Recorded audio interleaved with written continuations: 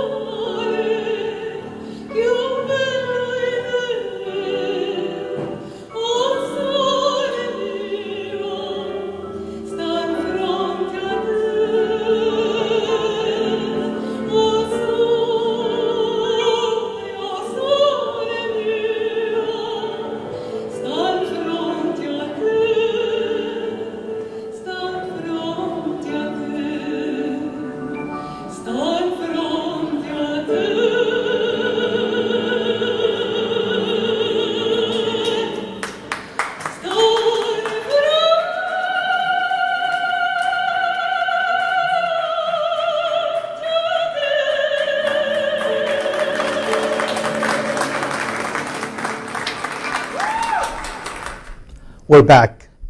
This is a preview of the many languages, 28 you sing with. Yes. Can you tell us how you managed to sing with all these languages? Jesus. First of all, I think it's, I don't know, maybe unconsciously, it's the background, my origins. My dad is, of course, Lebanese, and my mother, she's from the States, but originally from Italy, Wales, Germany, and Canadian mixture. So I think, without knowing, this is why I have this passion for languages. And every time I like to do my research and know each language, how to pronounce it, what are the accents, because it's different. For example, if you sing in for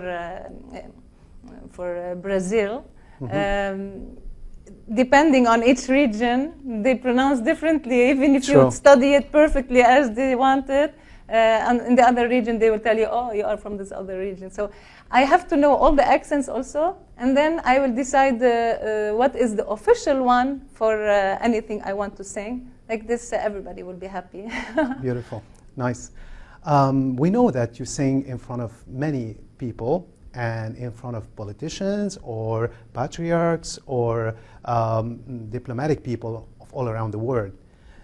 Isn't it hard for you to sing in front of all these people? Like, you know, do you feel like kind of stressed you know, or something? if you sing for somebody that is not known, somebody very simple, or somebody that is very famous, for me it's the same, because I'm trying to touch their souls. I'm singing for them to make them happy, to give them hope, to give them joy. For me, I can never see this obstacle when I'm singing to somebody. This is I sang for the patriarch, for the Maronite patriarch, for the Orthodox. When he came from Syria, they called me. It was a surprise for me and for him. I didn't know I'm gonna sing even. And that's even harder, but yes, you managed to do that. Yes, but you have to be always ready. Because the way I do my concerts or my events, it's never to be, you know, a diva. Please just clap for me. For me, it's to touch people, to bring people together from all religions, from all, you know, from all countries. Sometimes there are in the same picture with me people from, you know, countries that are in conflict, diverse, but with me, they know this is a very peaceful and safe place to be in. So they are very happy to be with me and for me to sing for them. But we know that you sing, you teach, and you sing also. I remember because we're friends, you know, you come to our school in Hasroun and Bachir, and you sing also when the kids are there. You sing for the kids, you sing in church. So you do a lot of things out of, you know, what usually, unfortunately, some artists look for. You don't seek anything like that, no fame, no money, even though you can have all that. But for me, you don't seek all this. First of all, thank you, because many times you were the person that took me to these places, and I appreciate so much. Because it's something that is tiring, and sometimes people think that money is more important, but sometimes the effort you put in doing something for somebody else, it's more appreciated, and for me. So also I like to sing with kids because they are so innocent, and for me it brings joy. For example, I sang on Christmas. Always I like on Christmas to sing with kids, because this is the way you. For us, Christmas is joyful, is hope, but with the kids, it's really something else. It's beautiful. It brings it to another level. The innocence, everything. I know we're going to see some pictures later on during the episode, but let me ask you this. If your goal is not money and fame, what are you looking for?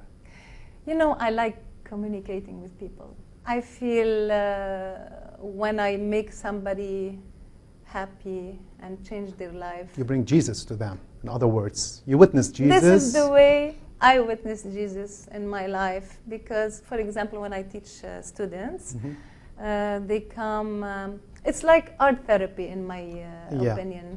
They come.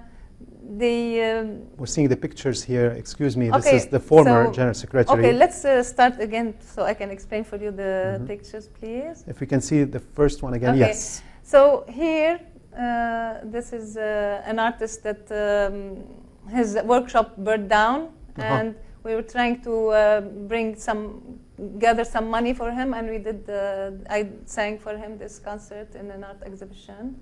We can continue here. With the former and the new General Secretary of the Catholic schools in Lebanon. Yes, I sang when they gave him the badge of honor, and we can continue. Oh, these pictures here, you're singing. Okay, here for the Beirut explosion. Unfortunately, yes. Sad yes, day. it was the first memory of that, and here with the fire department and this is the French fire department that was there present also there. Wow. And Here's from the concert. these are the parents of the victims, and you see they were so happy to be here. Yes. To be, I think somebody when cares. Somebody's somebody with them, cares, especially and you. You're yes, singing and you're close to they people. They touched me, and they felt I touched them with my definitely. prayer, and to be close to them. Yeah. You see, they were so happy just to take pictures. I felt wrong maybe to take pictures, but they were so happy just because somebody was putting light on their tragedy and putting a little smile, even though and it's not easy, but it was nice. You did that. And after that, this is the person that was responsible for all the event. Okay, here it was the Independence Day with special needs. With the this is Colonel Tame, and I appreciate so much. Can I just wait a little bit? Don't make the pictures fast here. It's very important because he called me from the. I was in the audience, and he said, somebody that makes people happy, I want to call her and to be with us. Okay, and here we have to go faster because special time because you see the special needs people are so sweet, and they appreciated that I was there, and with the internal security forces orchestra. Here it's on Christmas with the kids, with Father Smaira. He was so sweet to invite me. Here with the Orthodox. Archbishop Orthodox. I sang on Christmas in Zahle, and he honored me, and it was very special. These are times. Here, this is the resurrection concert with everybody. So feeling. You sang opera on all occasions, as we see in the pictures. Yes. And your mission, if we say your message, is to put a smile on the face, to make people happy, to be close to people who really need you the most. Yes, this makes my life have some true meaning. Yes, a meaning, because we all think that our lives you have work, a meaning. you have money, it's different. You work, you impact people with your work. It's not work anymore. For some, it's a meaning, it's but for pleasure. you, it's pleasure and satisfaction. That's true. Because this is how I function, and I don't change. So for all of us, we need a goal. We look for, we search for, we try to do our best to get to this goal. Yes. For you, your goal is not money, fame. People say, oh, this is the best artist, or we love her, or etc. They want you to be close to them, because when you're human, more human, you feel for people, as you did. You know, when you want to be very famous and have a lot of money, you don't care about teaching. That's true. Because teaching, you don't get paid the same. That's true. But teaching is something very special. Only teachers can understand it. Yes. And only students that are affected and their lives when it changes, when they come to me and leave happy, they are coming crying and with a lot of problems, and they're so happy, just feeling happy. They don't know why, because singing, acting, all this can uplift you, and this is the human touch we need, which is lost these days with all this fast Yes. life and That's true. And kids are not like sometimes, aware of what's good for them, what's good for their future. Yes, you need somebody to guide you in the correct way and give you and tell you you have to be you. You're you, That's true. original You you. build their You should personality not as well. copy anybody. You should be you and show everybody the special thing inside you. And this is how people will remember you in history. Beautiful. Talking about teaching, you teach students and you try to build generations. But we know that students, and I'm in a school and I know, and you know our school, you're a close friend. So you know that students care a lot about activities. When it comes to activities, they're so happy. Their day is really full of energy, everything. How do you keep or you maintain your students in the activities you're teaching focused, happy, they don't give up or they don't feel bored or tired day by day? So how do you keep them really in Actually, attention to I what you teach them the passion of wanting to learn more and making everything more beautiful and doing everything as well as they can do them. For example, if they want to learn how to read, they have to learn very well how to pronounce, they want to learn how to sing, how to. I like to give them this passion. It's always. I'm not teaching something boring. I'm teaching something that will uplift them in anything they do, and then they have more ideas, and then they give me ideas, and this is how interaction between teacher and student makes them want to have more goals in life. So you create an atmosphere for that. Of course, you have to do this. Great atmosphere every day always to make them happy. Smiling, even if I'm not feeling well, I take energy from them. Even if they are not well, I feel, no, today I have to make them feel better. And when I make them feel better, I feel better, and I forget my own pain even. You know what I think, Tara, that helps you the most is being a psychologist. Yes, I think psychology helps you. I didn't like to be in psychology as, I'm a psychologist and you lie down and you tell me. No, of course not. I like to put it in arts. In practice. Because it's not official, I'm the psychologist and you are the person that needs help. No, because it's interaction. Maybe I need also that I make you feel better. This is something nobody understands unless they are in this situation. So I don't like to say I'm a psychologist. I'm a psychologist, but you analyze. I make it in a way that helps people stand on their own feet, not need me anymore. But it's nice also to keep the connection. But I mean, they have to feel that they have this energy, this thing that makes them go and remember what I told them to stay always like this. Maybe you don't face this question all the time, but being a psychologist and religious who have belief, do you think there's a link you do in your life? Because we're going to get back to the name of the program, Witnessing Jesus in Our Daily Lives. So how do you witness Jesus through psychology with your religious beliefs, your prayers, your faith? How do you do that? You manage in order to keep going? We have been talking all the time now about this. This is how I witness Jesus, in my opinion. It's not just praying in church. It's not just, even though I sing in all kinds of churches, not only not only in Byzantine or whatever, all kinds. All kinds, I sing. For me, what is maybe the most special time for me is when it's a funeral, because in funerals, everybody You're really touched.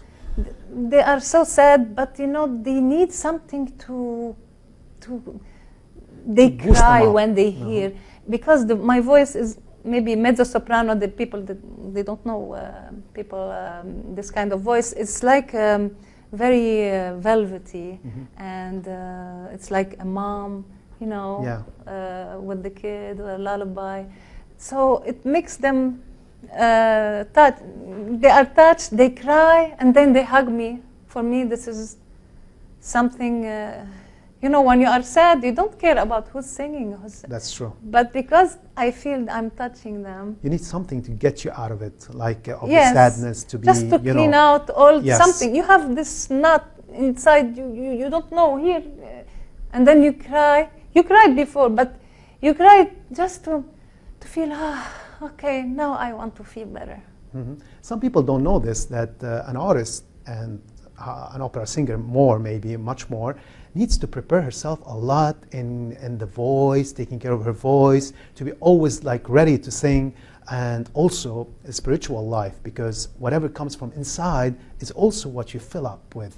You fill up yourself with the prayers, with your faith, and then you prepare yourself a lot to do these concerts, to give people hope, as you said, happiness, smile on their faces. So can you tell us a little bit in a brief way? Like You have to always care for your voice, of course, but also you have to know that in every concert there are very stressful things that Sure. happen.